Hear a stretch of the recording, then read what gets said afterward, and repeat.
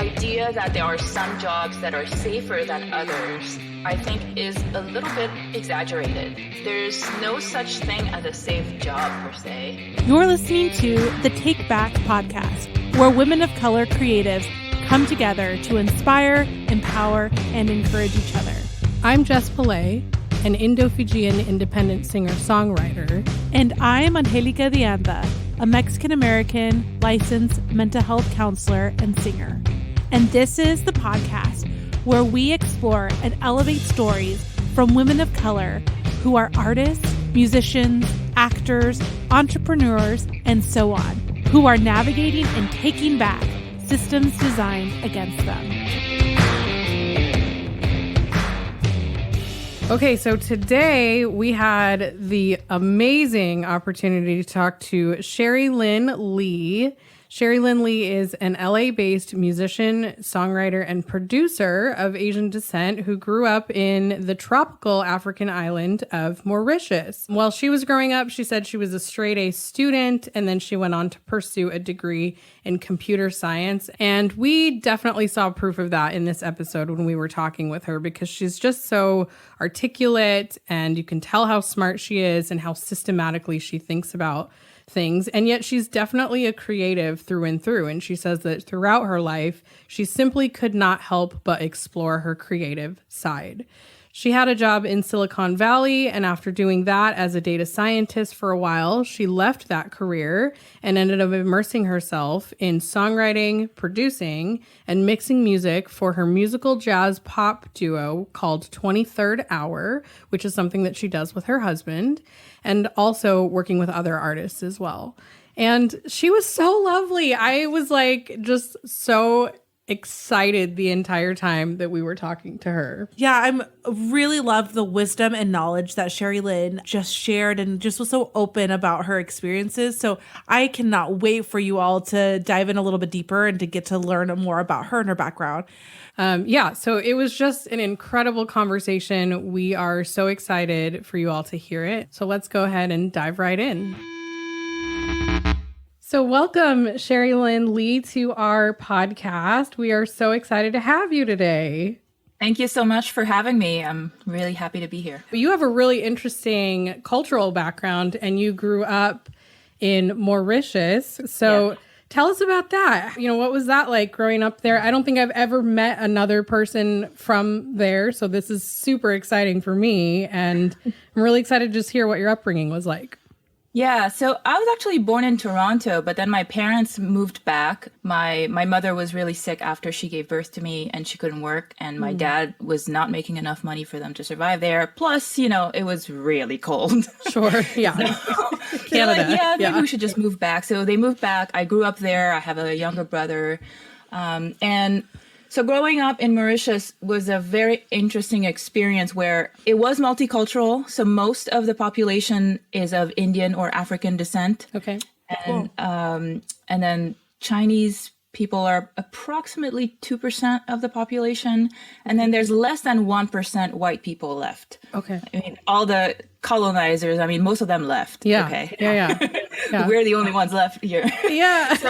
I grew up being a minority, but after I moved to the US and Canada, I realized that it was a very different experience as a minority there versus in North America. Mm-hmm. So in Mauritius, I grew up identifying as Chinese because most of the East Asian looking people are of Chinese descent. Sure. There's a few exceptions, but most of them are, of Chinese descent. So I grew up with what I believe to be Chinese culture, Chinese food, and, Chinese traditions.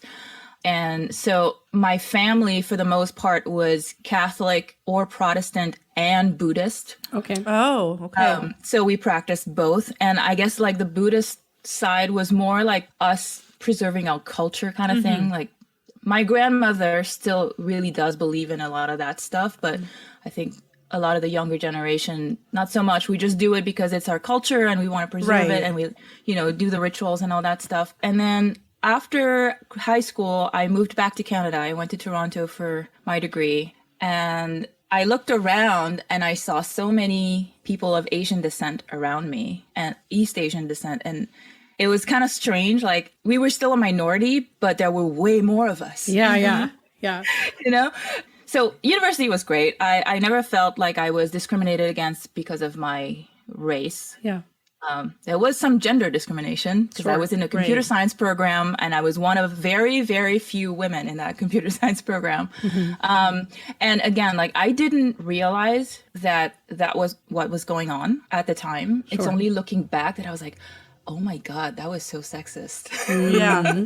You know? So yeah, a lot of those experiences, I think when I went through them, I didn't understand what was going on. I just like, oh, okay, that's just how life is. That's just how people are. I didn't really understand the social and cultural context around a lot of the experiences that I've had. Yeah. So I graduate with a computer science degree. I landed a job at a startup. I was really into the startup scene. I wanted to have my own company. I co-founded a company. And then the startup I was working at got acquired by a very big Silicon Valley company who may have a fruit logo. I'm not going to name it.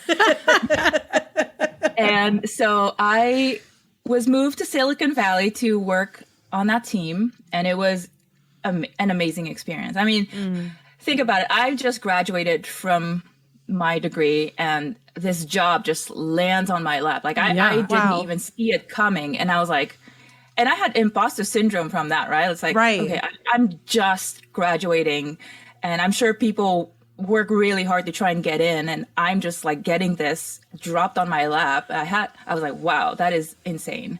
So like, yeah, of course I'm going to do it. So I moved to California and I worked there for about 5 years and I learned a lot and it was fun. But I always was a musician at heart. My earliest memory is coming back from kindergarten and just singing all the songs I learned in kindergarten while my mom was cooking. And nobody could get me to shut up. Yeah. I was like singing all the time. I fully relate. That was me growing up too. So yeah, I love it. That's awesome. Yeah. And singing lessons weren't a thing there, you know, and if you did have singing lessons, it would be like classical opera, you know, and the music conservatory was really far from where I lived. My mom didn't have a car at the time. So I didn't have any vocal lessons until I moved to Canada. Yeah. But I did have piano lessons. So I did classical piano for a while. I did the exams and all that stuff. Sure. And then in my teens, my friend's dad started teaching me guitar. So I just learned, you know, chords and strumming just to be able to accompany myself. Yeah. I started songwriting by accident. Okay. When I was about 13 or 14, there was this radio contest. And that was like the first local version of Idol. Okay. You know? We didn't have Idol. It's such a small island, 1.2 million people, you know, just a tiny market. Yeah. So it was the first time they were doing a contest, at least that, you know, I was old enough to realize that they were doing it. Yeah. And you had to call in and sing a song over the phone, but it had to be an original song. And I was so wanted to enter it. So I asked my mom, I said, Mom, can I enter it? And she didn't really want me to, because my mom is a very reserved person and she's always been worried about me getting too much attention from the public at a young age, which is a totally valid concern. Sure. But I mean, I'm a teenager. All I wanted to get famous, right? So I'm like, can I do this? And she's like, well, she didn't want to say no outright. So she said, well, I would let you, but it's only for people who write their own songs, and you don't write your own songs. So unfortunately, you can't do the contest. She thought she found a workaround. She thought she was like nailing it, right? That very night, I go up to my room and I was like, I bet I could write a song. And there I was that night. I wrote my first song and it had verse, chorus, bridge, chorus.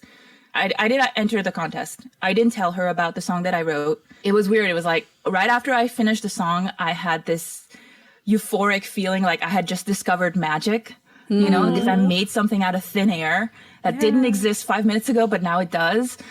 And I got the songwriting bug. Yeah. But I didn't know anybody who was a songwriter around. I mean, I don't know. That's something that some other famous, usually white people do, you know, and not this little Chinese teenager in Mauritius.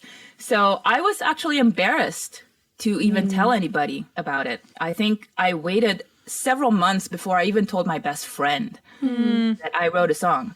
And then showed it to some of my friends, and they thought that was cool. And in the meantime, I was just spending a lot of time at night writing songs.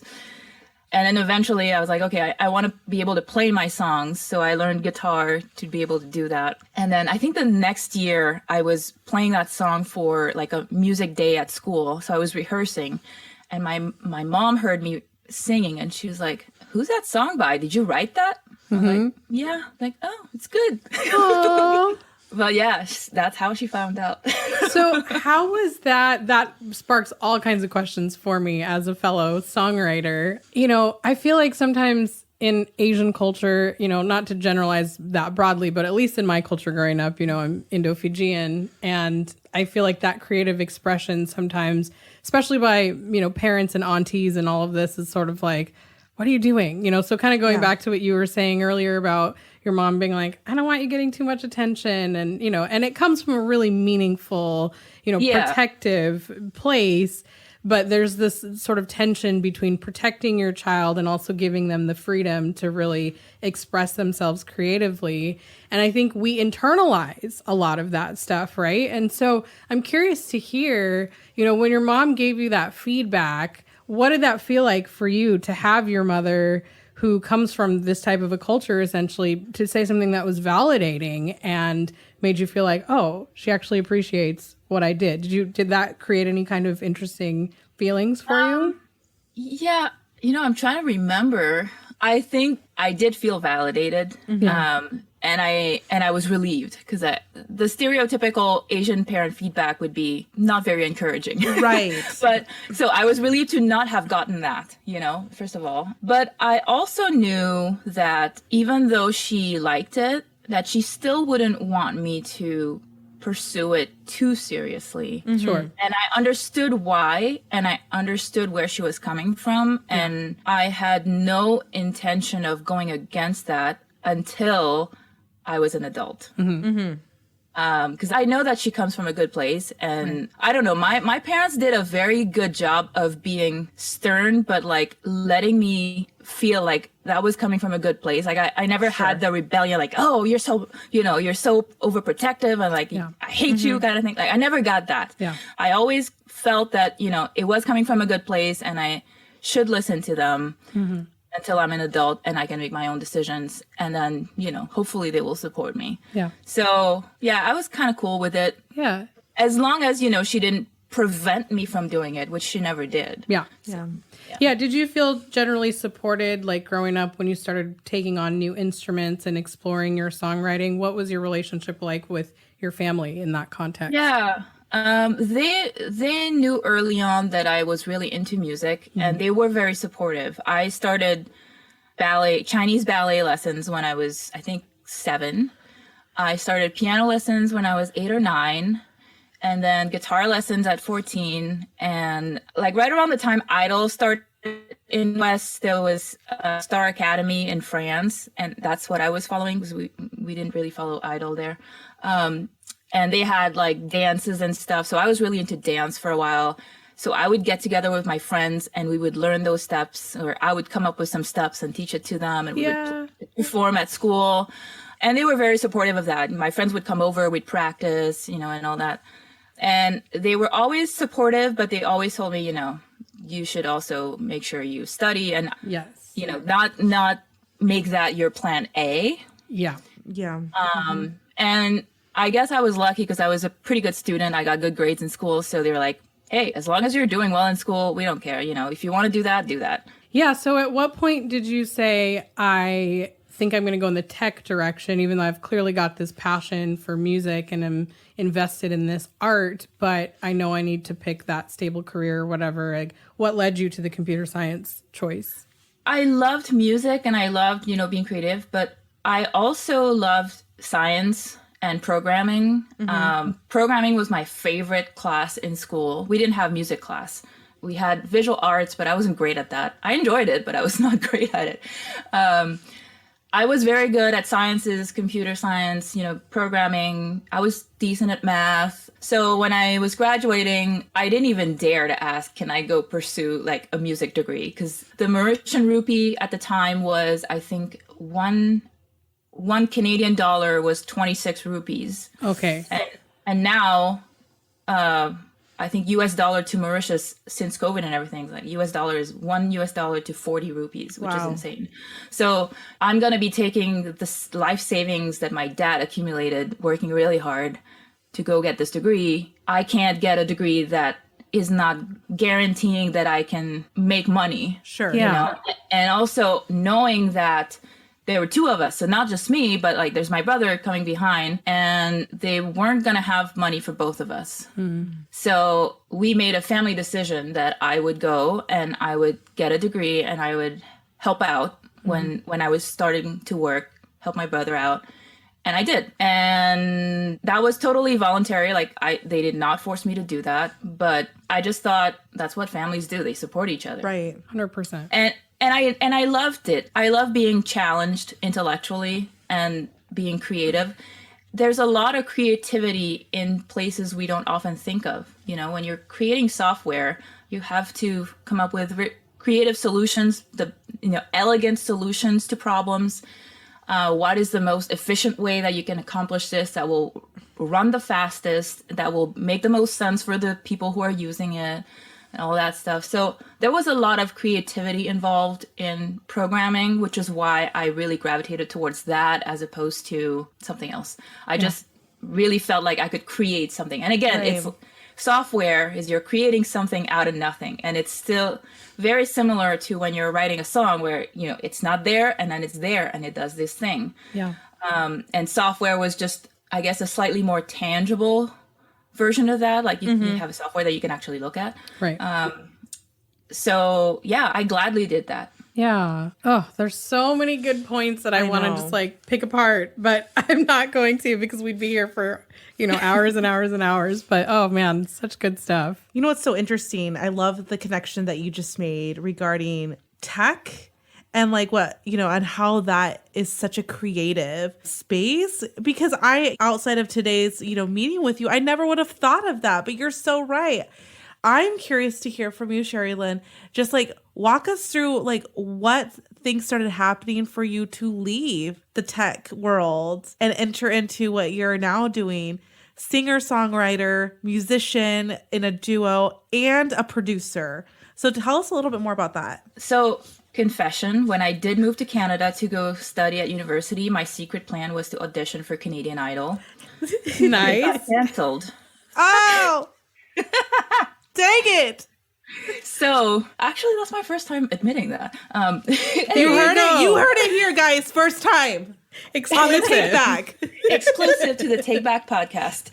Love it. So, you know, I got there and, you know, nothing happened, but I was still writing songs throughout college. And I still hope that someday I would be able to make that transition. I didn't know how it was going to happen, but I knew that I would never stop playing music. Even if I had to do it on the side for the rest of my life, you know, I would still do it.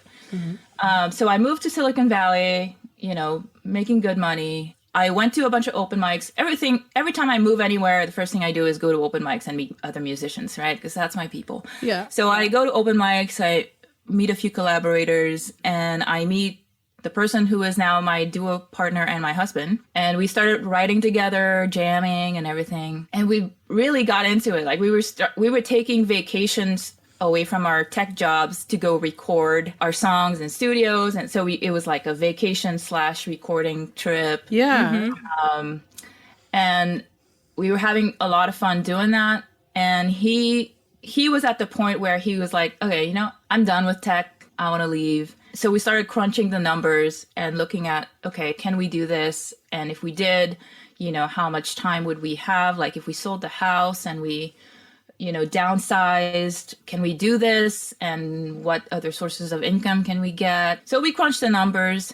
And, you know, at the same time at the job, it was a great job, but at first when I joined, it was a really small team. And you did have a lot of that creative freedom because there was so much to do and so few people to do it that like, it was kind of like make your own adventure because like there's so much to do. Yeah. But then as the team grows bigger, you know, there's more and more levels of management and more and more like, you know, just more and more corporate stuff. Right. And it was starting to get to a point where it wasn't as satisfying for me. And And I felt like the impact that I was having was getting less and less every year. Like when I first started, what I was doing had a huge impact on the product. And then when I left, it still had an impact, but it was like small incremental impact compared to the beginning. So it felt less rewarding.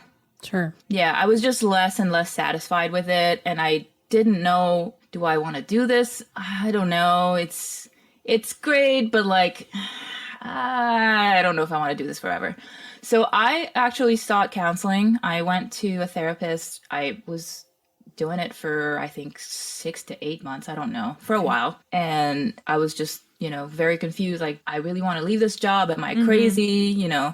Some people would kill for a job like this. Like if I leave a job like that when so many of my friends would have loved to have that job, like, is that disrespectful to them? Like, I don't know. I just had so many doubts, And after months and months of therapy, I am happy to announce that I finally figured out why I had so much anxiety. Like I actually had anxiety where I would go to work and my stomach would be upset. Yeah. Like I would not feel well. I was very on edge. I was like getting upset at people. And I thought it was like all the people around me. Like I started like not liking going to work. But then after months and months of therapy, I realized that it was me, that I was just not happy in that environment and that I needed a change. And that all of these things that I was mad about, it was not the main reason. The main reason was that I wanted to take the time to do what I've always wanted to do and to spend time with people I love, being able to travel. Because like Mauritius is 33-hour flight from here. Wow. It's a long way. Yeah. So when you're working a job and you want to go visit your family, you can't take, a month. Not in the US, you can't. Right. So, I mean, the company was really good about that. Like they did let me work from home a few extra weeks, but still, I was just stressed out every time I would go there. It takes, 2 days to get there. And then when you come back, you lose a day because anyway. So it was always stressful. And I always felt like I couldn't spend time with my family when I wanted to, and many things pulling in different directions. And I needed a break. So what I did was I told everybody that I'm taking a sabbatical. I didn't say I'm leaving and I'm becoming a musician, because I knew that a lot of people, at least I knew that a lot of people would say you're crazy. But yeah. So I said, I'm going to take a sabbatical because that's a pretty common thing that people do in corporate. There's been a few other people in my team who've done it. So I said, I'm going to take a year off and maybe I'll come back. We'll see. And everybody was like, oh, okay. And I made sure that my transition was smooth. I made sure that, I handed off everything and they didn't have to figure out, what I was doing before I left. Right. I did a really smooth handoff. And then I never went back. Yeah. So then I leave and I'm like, okay, we need to figure this out. We knew that we had a few years where, we had accumulated enough income from our tech jobs that we could do this, and we sold the house and all that stuff. So we were very privileged to have that. And I know not a lot of people have that. So I definitely acknowledge that privilege. But I didn't want to rely on that, and I wanted to start getting into film and TV sync licensing. So I started researching, I took a few courses, and then I started writing songs that would maybe fit that better than just artist songs. And then I realized that, it's very expensive because you got to do a lot of them, and producers are expensive. Right. And also most producers are men. And not all of them, but most of them, they don't really realize it, but a lot of times they're a little condescending to women. Yep. And I mean, I've had great ones, but I always felt like I'm the chick singer and, I'm not taken seriously. Yeah. And I was just like, you know what? I learned how to program the software you're using. I can do this. And there it is. She took back a space. So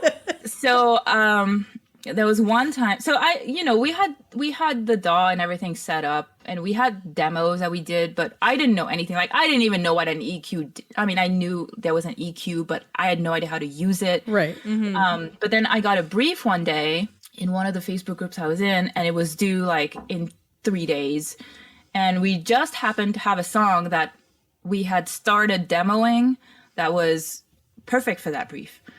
So I was like, okay, let's do this. And I have no idea what I'm doing. Okay. So I open Logic, and it's super simple. There's one guitar, our duet vocals, and we were like, okay, this needs like a toy piano sound. So we play the piano, and I go on Google, how to make toy piano sound in Logic. Literally.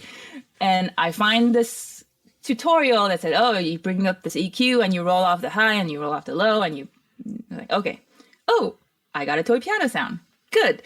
And then there was some noise on the guitar, like how to remove fret noises on guitar. And then I started playing around with the reverb a little bit and sent it off. It got signed. That's Look at that. amazing. I'm like, what? Oh, And so I cool. couldn't believe it. I couldn't believe it. I did that in like, I don't know, 2 days. So that really set it off for me, because I was like, okay, I have no idea what I just did, but apparently it worked. So Yeah. no, I think there's something here. So since then, I've been trying to do more and more. So I went back to that mix, by the way. It was awful. I don't know what it was. So after like a few weeks, I was learning a lot, and I was like, okay, I'm going to redo this mix, and I'm going to like switch it without them even knowing, because like they hadn't downloaded it yet. And I did. So the That's first great. mix, hopefully nobody ever heard again. But yeah, so then we decided, okay, we're going to do a Christmas album. And we're like, okay, we're going to produce it. I'm not super comfortable mixing it yet, but we'll produce it. So we produced it. We used a Logic drummer. And again, like, I'm learning from tutorials on YouTube and all that stuff. Yeah. I started an online mixing course to learn the basics, send it off to a mixer, get it back. And then the next Christmas EP that we put out, I produced and mixed everything. And so now, for most of our stuff, I produce and mix. And then I do have a mastering engineer that I work with who gives me really good rate, who does all the mastering. But yeah, now I do everything. It's amazing. Amazing. So cool. What does that feel like to have that agency and that kind of creative control for you now, where you're like, I get to take this vision and this idea and execute it the way that I want to, on my terms, my time, using my talent and my skills? It is amazing. And I recommend it to everybody. Yeah. I started producing for other artists as well, like some of my friends. Yeah. And that same thing, like I volunteered to do one, and he loved it, and I was like, oh, okay. So I guess I could do more. But yeah, I really encourage, especially women, to at least try it out.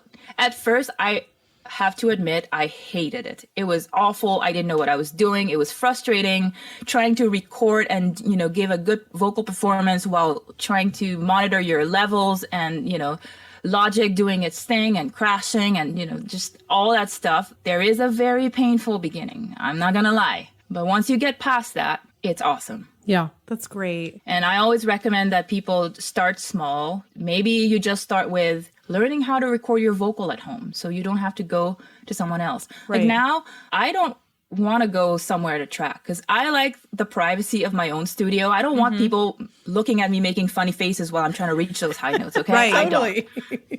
I make very funny faces, and I'm very self-conscious about that. But when I'm in my studio, nobody's seeing it, and I can nail it. Yeah. Start by just recording your vocals, and then once you've done that and you're comfortable with that, you can start learning to edit your vocals, tuning it, comping it, editing.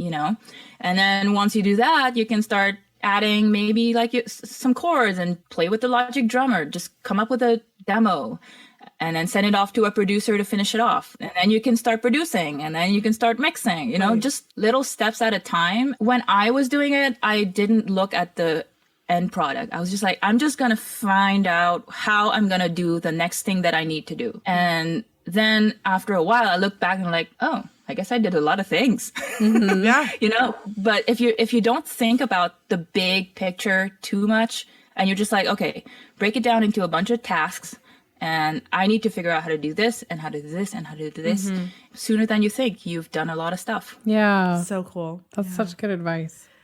So, Sherry-Lynn, what advice would you give to maybe some of our women of color listeners who are considering or maybe thinking about taking that first step or planning out leaving their quote unquote stable jobs or stable careers to pursue more creative work? What would you say to them? First, crunch the numbers. I don't recommend anybody leaving on a whim. I stayed for about a year after I had decided that I was leaving. And I did my job to the best that I could during that year. But really, crunch the numbers and think about what you really want and need in life and what you can do without. Like, you might have to adjust your lifestyle. You might have to maybe be a little more frugal, like maybe stop going to Starbucks. And I never buy coffee. I always make my own coffee. Unless, I have to go out and meet people, but I never just stop by Starbucks. Yeah. So, crunch the numbers, see how much you're spending every month, what those expenses are. Do you need them? What are you willing to cut down? And then when you get your budget and, figure out, okay, what can you sell? What can you get rid of? And figure out, okay, how long will you have enough money to sustain yourself before, you can make income from other stuff. And, a lot of people start developing that income stream first and then they leave, which, would be a lot less stressful if you're a person who gets crippled with anxiety. So that's something you need to think about too.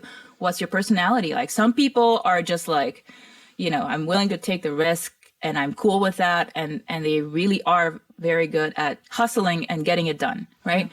So you have to know what you're comfortable with and plan it out. Definitely plan it out. Don't leave on a whim. Don't leave when you're angry. Don't leave your job when you're angry, please. Work through it. Make sure that you leave on good terms and have a budget and know how long you have until you will need to get another job. Such wisdom. That is such good advice. What would you say were like some of the biggest challenges that you faced when you did step into that and, decided, okay, now I'm making this transition for good. This is the way forward for me. As far as like your mental health and where you were emotionally, what were some of the challenges? And then also just practically speaking, did you face any kind of challenges? There was always an internal battle of, what people would think. Especially, I don't really care about other people, but people who are close to me, I was worried about my parents. I didn't really worry about my friends because I know that my good friends will support me whatever I do. And the other ones, I don't care. But my parents, my family, I did care because I knew that they would be worried. Right. And that was difficult for my mom. But she has learned to accept it. I think it was frustrating for me because she saw it as me throwing away everything that she and my dad had worked so hard for. She didn't see it the way I was seeing it, which is, my parents worked really, really hard their entire life, and they maybe did work that they didn't like as much, or they did it longer than they would have liked to because they needed to. And because of that, I was able to go and study and get a good job and accumulate some wealth before I did this crazy thing. I was able to afford the privilege of going away from this very high paying job and doing something that I truly wanted to do my entire life. So for me, it was not a waste. It enabled me to do the thing that makes me happy. And it took a while for her to get that. But I think now, like, it's starting to sink in. And again, like, when I left, I didn't say, I'm leaving, I'm doing music full time. I said, hey, Mom, I'm taking a break for like a year. And we're going to see where it goes. And then, of course, I started posting a lot of music stuff. So I think she got the hint.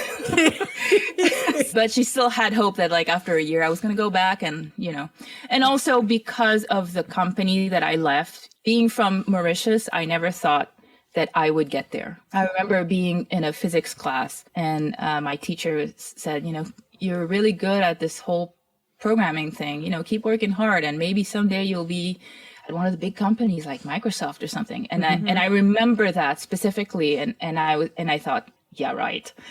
That was just so far-fetched for me to even consider that I would ever have a job as an engineer in a company like Microsoft.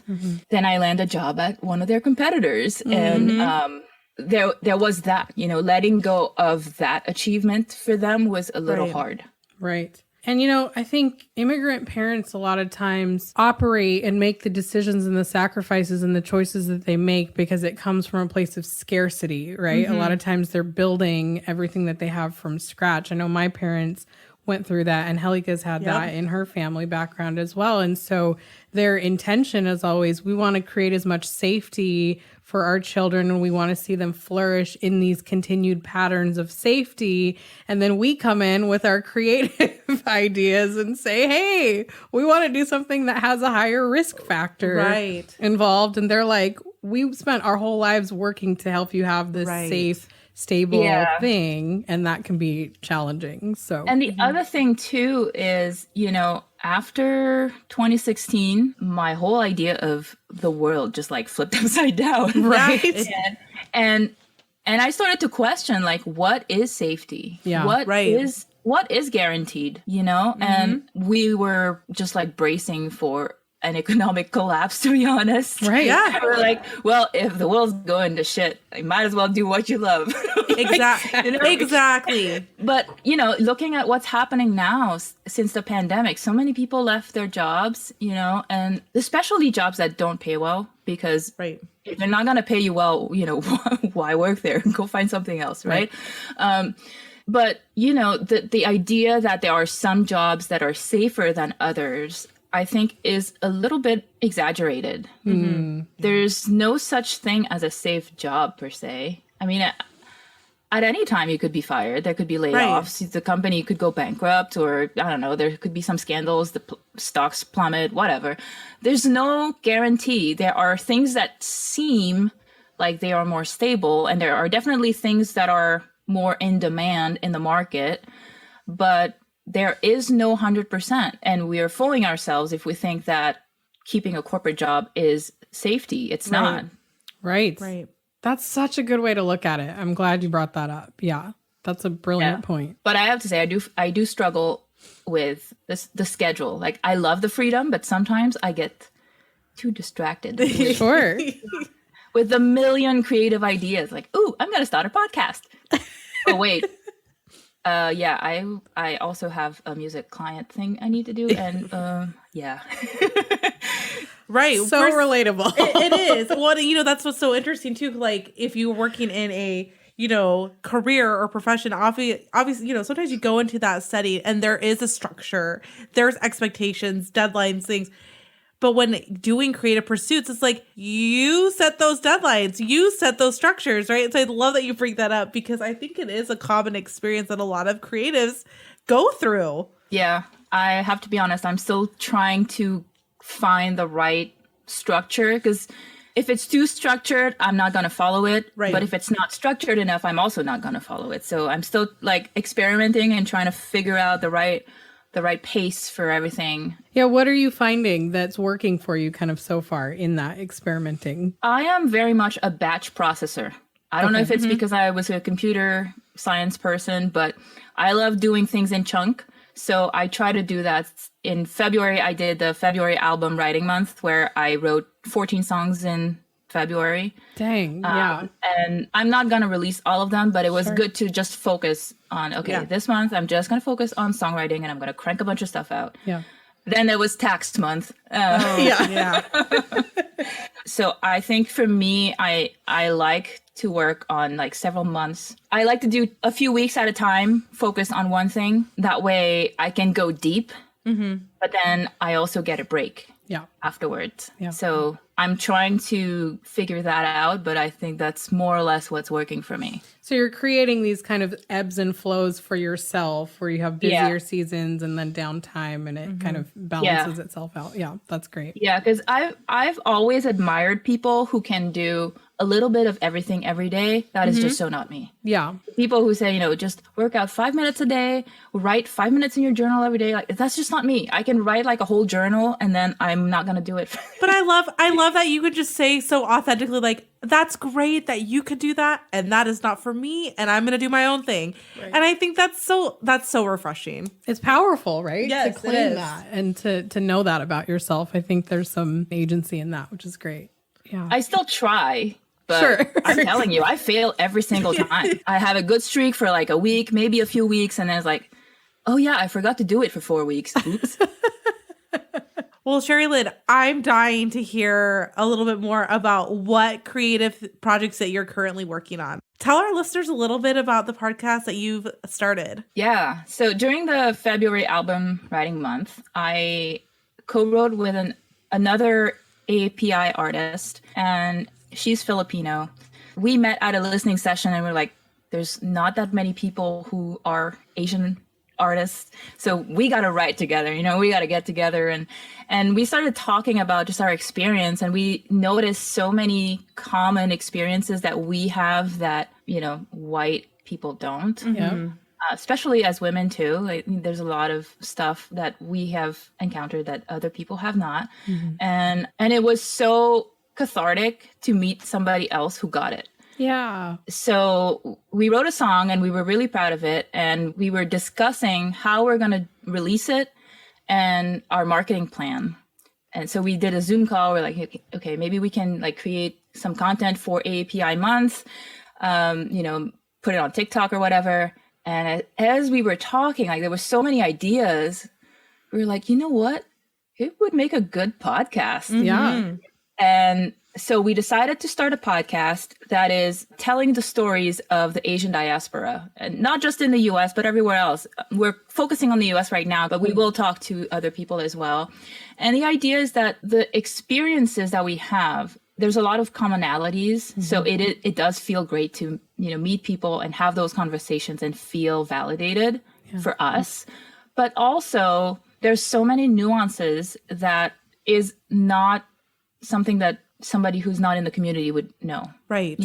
So we want to bring those nuances and those diverse experiences and basically help people see us as more than the stereotypes that they see. When you think AAPI, a lot of people think East Asians and people who look like me, but there's so many people who don't look like me. Yeah.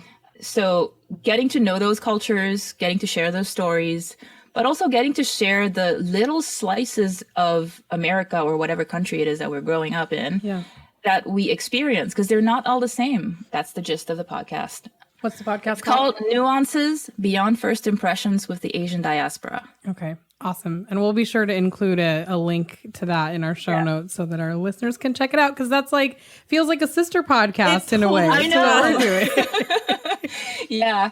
Love it. I love that you're doing that. That's awesome. Yeah. And, because there are so many experiences that if you're not in that community, you don't even think of. And even if you are in that community, you don't think of. For example, I reached out to somebody and they said, well, I don't know if I'm qualified to do this podcast because I am Asian, but I'm adopted. And I was like, no, this is perfect. I would love to know your story. Yep. There's all these stories. Like there's another guest who is mixed. She's white and Asian, and her experience is very different. So there's so many layers to this and so many different nuances between all of our stories that I hope makes us more human to the people who don't have the opportunity to meet us. Because let's face it, there are some places that are not very diverse, and it's not really their fault. I mean, if you're born in a town that is all white, it's not your fault. And I can understand that if the only thing you've seen about Asian Americans is Harold and Kumar. Yeah. You have kind of a not very well-rounded perception of us, and it's not your fault. So, listen to the podcast. Yeah. And then aside from that, I am trying to build my business, as a producer, as a vocalist for hire. I'm trying to put together my first solo release in a long time, because I've done a lot of stuff with my duo, but now I want to do some solo stuff as well that's different, a different sound. I am mixing a piano album for my husband, and I think we're going to do a solo guitar album for him as well, so I've got that going on. A lot of stuff. So cool. Love Keep it. me busy. Yeah, totally. So we're going to go into our final little segment. It is called the Final 5 in 5, where we're going to be asking 5 questions. And the goal is hopefully in under 5 minutes. So, Okay. Sherry-Lynn, are you ready? I'm ready. Alrighty. Okay. What is currently inspiring your creativity? This could either be a book or a podcast, a place, music that you're listening to, movies, whatever you would define as creative or inspiring. Oh, there's so much. Well, lately, the past few weeks, it's been the interviews that I've been doing for the podcast because there's just so many great stories. But also just everyday encounters with people. You know, when I go on my Facebook feed and I see what people are up to, like I get ideas from that.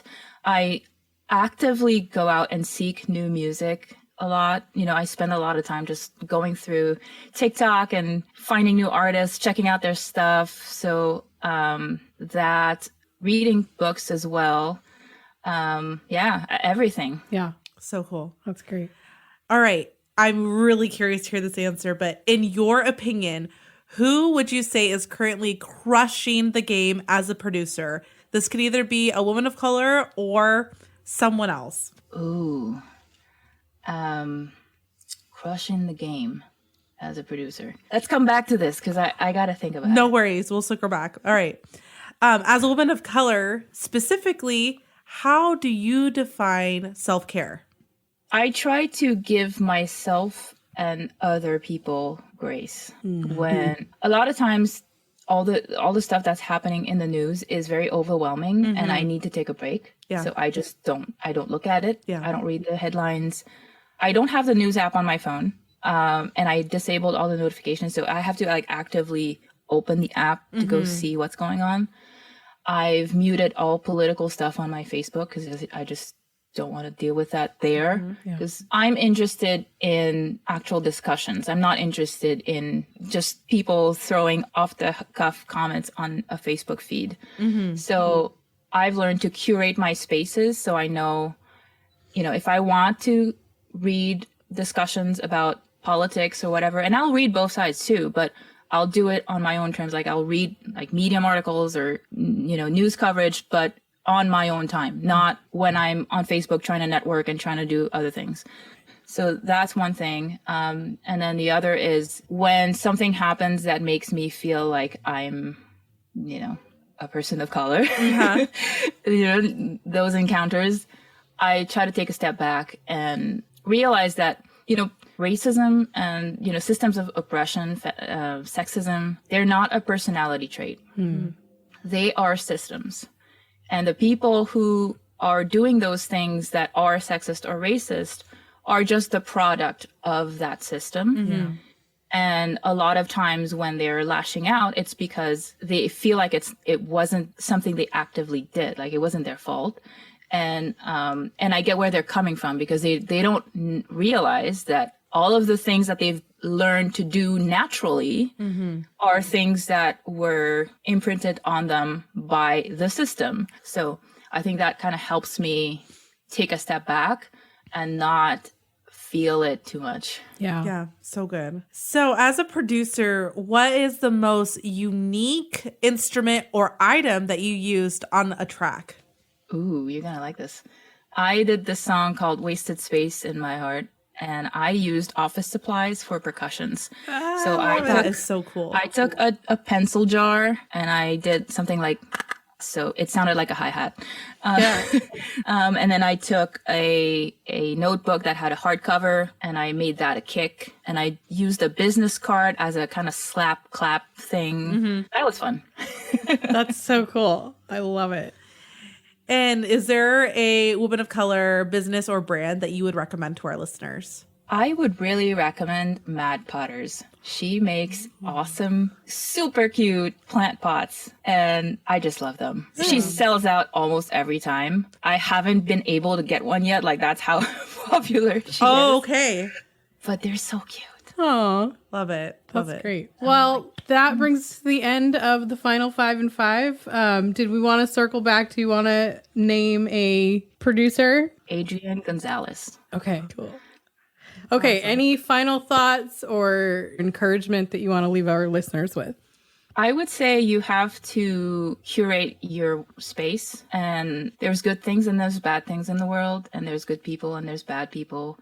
And if you dwell on the bad things, you'll feel surrounded by the bad things and you'll get discouraged. So you have to go seek out people who are optimistic, people who are encouraging, people who are supportive. You know, there's going to be sexist guys out there. There's going to be racist guys out there and women and whatever. But there's also the other side. So go find those people. Yeah. Yeah. And that's what I'm trying to do as well. Yeah. Just curating the space that enables you to thrive, but also enables you to make a positive impact on the world around you. Yeah. So good. Such good advice. Love it. Well, thank you, Sherry, for being our guest. It was such a joy to speak with you. Wasn't that so good? I'm so good. I want to just spend a whole day with her. Me too. I mean, she was so bubbly and relatable and just warm and friendly.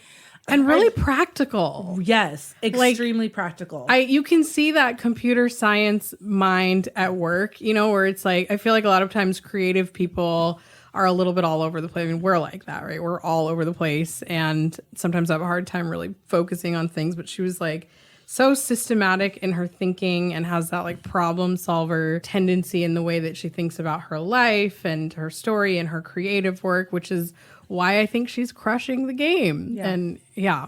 Well, I loved that Sherry-Lynn was able to be on our show. And I hope you guys all enjoyed hearing her story and getting to learn just the wisdom that she brought. So thank you once again for listening to our episode. Please check us out on our website at thetakebackpodcast.com and make sure to subscribe to our mailing list. You can go ahead and also follow us on Instagram at The Take Back Podcast. And if you're a woman of color creative who's listening with a compelling story that you want to share with our listeners, please, please, please message us. You can message us either on our website or on Instagram. And most importantly, make sure to leave a review and, if you want to, a 5-star rating. Thanks again for joining us, and we'll see you all next time. Want to be a creative revolutionary with us? Visit thetakebackpodcast.com to learn more.